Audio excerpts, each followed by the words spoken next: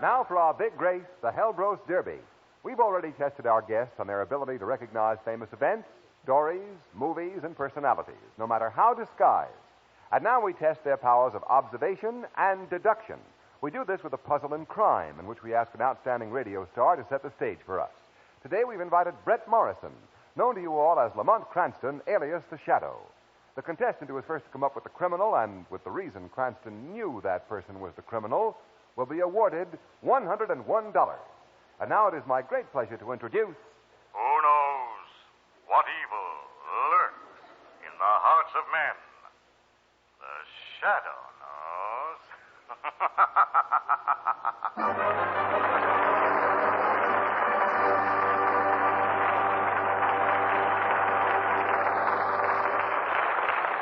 Yes, ladies and gentlemen, as that nemesis of the underworld, the little man who is and is not there at the same time, Lamont Cranston, alias The Shadow. Well, welcome to Quick as a Flash, Lamont. It's a great pleasure to be here, Ken. Well, I know you want to get right down to work, so I won't delay you. What's the title of your problem for today? Murder is a deadly mistake.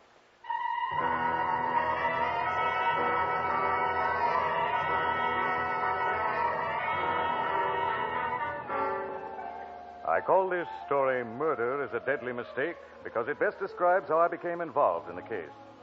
It was all on account of a switchboard operator's error. On Friday the 13th, around 5 o'clock in the morning, my phone began to ring. Naturally, I was a little annoyed as I picked up the receiver. Hello. Hiya, Bobby. When are we going to get together? Oh, haven't you anything better to do than call people in the middle of the night? Oh, now, Bobby, you don't want to take that attitude. Who is this? Georgie Mendoza. Who?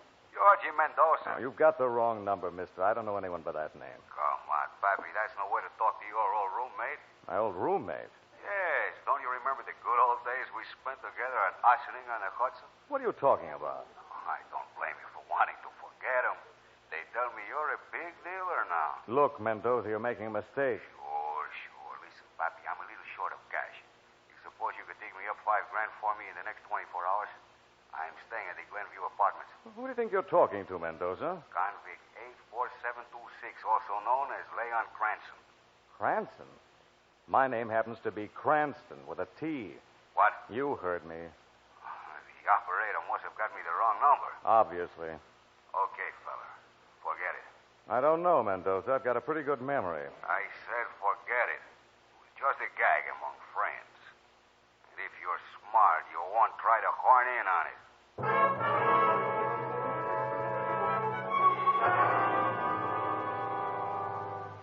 Well, I like a joke as well as the next party, so despite Mr. Mendoza's warning, I couldn't forget his call. And developments in the next 48 hours made me remember it all the more. For on Sunday morning, there was an item in the paper that an ex-convict named George Mendoza had been found poisoned to death. Then I thought it might be a good idea if the Shadow made a call of his own. Only this time, there'd be no mistake. I looked up the name of Leon Cranston in the phone book, and a half hour later, I was ringing his doorbell.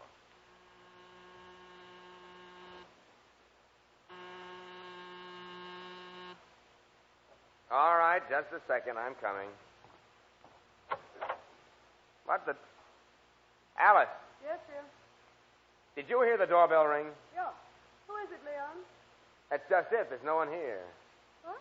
Oh, that's impossible. Well, look. Why, there's no one in the hall. No. And whoever rang the bell didn't have time to get back to the elevator. I don't get it. You will if you're not careful, Mr. Cranston. I heard it. Who said that? They call me the Shadow. What do you want here? The murderer of George Mendoza. I don't know anyone by that name. You're lying, Cranston. Mendoza was blackmailing you. He knew you were an ex-convict. Well, my husband didn't kill him, Shadow. No? And who did? I did. You're crazy, Alice. No, I knew what I was doing. Don't believe her, Shadow. I killed him. That's not true. I went to his apartment yesterday at 1 o'clock. He was having his lunch. He got up from the table to get a bottle of beer, and I put the poison in his glass. Don't believe him, Shadow. He couldn't have done it. Mendoza was dead when he got there. I poisoned him long before that. What poison did you use? I don't know its name. It was in a bottle I found around the house. Can you name the poison, Cranston? No, I got it from an exterminator. Who? That won't do you any good, Shadow. He died last week. That's very convenient. Can't you see he's making this all up? When Mendoza called Leon, I was listening on the extension. Then I went to his apartment at 7 that morning. He was having his breakfast. I asked him if I could have some coffee. When he went to the stove, I dropped the poison in his orange juice. She's lying, Shadow. She's trying to protect me. No. I'm only telling the truth. All right, Mr. and Mrs. Cranston, we'll call this a draw. But we'll replay this match right after I get a little more information from police headquarters.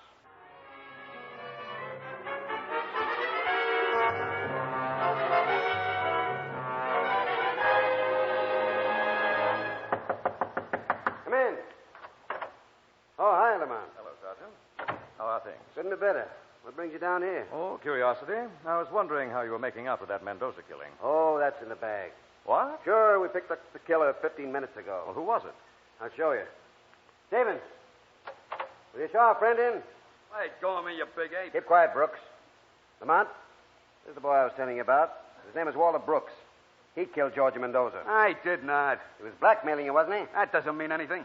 I wasn't the only sucker on his list. No, but you had an appointment with him at 5:30 yesterday. I told you I didn't keep it. Don't give me that. Somehow you got him to take some prussic acid. Wait a minute, Sergeant. Was that the poison? Yeah. Want to see the coroner's report? Like nothing better. Help yourself. Name of deceased, George Mendoza. Body discovered by building superintendent, 6 p.m. Saturday. Cause of death, prussic acid, which worked instantly. Rigor mortis setting in at time of discovery. Deceased was found lying on the floor, a broken drinking glass at his side. And what do you think, Lamont? I think I can prove who killed George Mendoza. Why not let us in on the secret? I'd like nothing better, Sergeant. But suppose we give our quick as a flash contestants a try at it first. Well, there you have it, ladies and gentlemen. The first contestant who wants to try is Phil Hayden. And remember, Mr. Hayden, you must tell us which of these suspects you think committed the murder and how Lamont Cranston knew it. I think that George Brooks did commit the murder.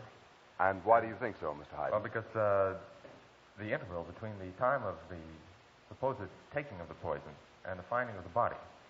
In other words, the coroner said that he found that the death took place instantaneously at the time of the taking of the poison, at 6 o'clock, that was. Yes. And the time between the finding of the body and the taking of the poison was too short an interval.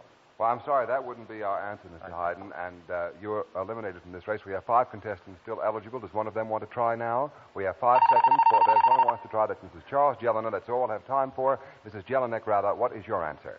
Well, I think that George Brooks did it, too, because the lady and her husband said that she put the poison in the orange juice in the morning. No, I'm very sorry. That isn't our answer either, Mrs. Jelinek, and I will have to give you the solution myself.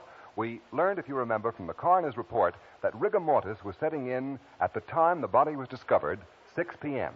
Since rigor sets in approximately 5 hours after death, Mendoza died at 1 p.m. and died instantly, since the poison used was prussic acid, which we said kills instantly. In our story, there was only one person who claimed being in Mendoza's apartment at 1 o'clock. That person was Leon Cranston. Therefore, he must have been the murderer.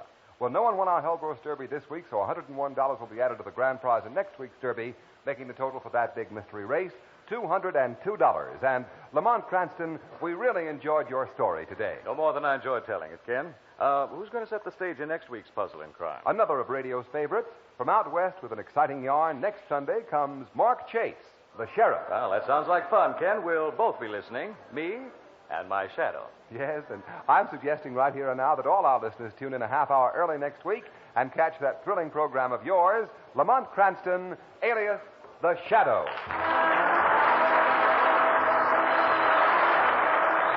Quick as a Flash is produced by Procter & Lewis, written by Gene Wang, directed by Richard Lewis. The Red Cross carries on for veterans, for military hospitals, for all communities in time of disaster. You can help by giving generously now. Listen to Brett Morrison as Lamont Cranston on the Shadow program, sponsored by Blue Coal, immediately preceding Quick as a Flash over most of these stations. Don't forget next week, Quick as a Flash's guest detective, Mark Chase, the sheriff. This is Cy Harris speaking for Hellbrose, Helbros, Hellbrose, the correct watch for the correct time. This is Mutual Broadcasting System.